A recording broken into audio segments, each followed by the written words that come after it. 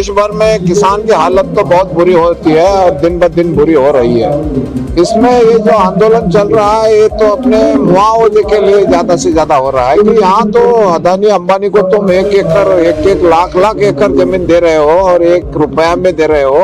सरकार की जमीन है, सरकार क्या कर रही है हम नहीं सोचेंगे, लेकिन जब हमारे जमीन से तुम्हारे लाइट के खंभे जाएंगे, उनके वायर जाएंगे, तार जाएंगे, बिजली जाएगी, तो हमारी जो लैंड है वो प्रभावित हो रही है और इस जमीन में हम कोई खेती नहीं कर सकते। तो इसका नॉन यूज हो रहा है, हमारी तुम एक्विजिशन नहीं करते लेकिन ये आप इस्तेमाल करेंगे और हमारे इस्तेमाल के बाद हमारी जमीन तो खराब होने वाले है और ये हमारे उपयोग की नहीं रहेगी। फार्मर જેનજી આંદોલન ચલાવી રહ્યા છે, કારણ કે આ જમીન છે ને એ વારસામાં દરેક જે બાપ દાદા વાવે છે દરેકને જમીન પોતાના દીકરાને મળવાની છે।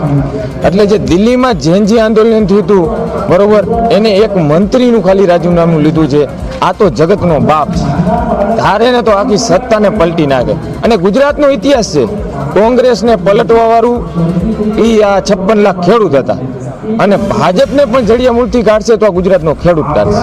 આ સરકાર ક્યાંક ને ક્યાંક ખેડૂતોનો અવાજ દબાવવા માંગે છે, ત્યારે આજે જેતપુર ગામથી જે સત્યાગ્રહ પાર્ટ 3 ચાલી રહ્યો છે, આ આંદોલનને સમર્થન માટે યુપી, હરિયાણા, રાજસ્થાન, મહારાષ્ટ્ર અને આવનારા સમયમાં આંધ્રપ્રદેશ અને કેરળથી પણ કિસાન નેતાઓ અહીં આવવાના છે।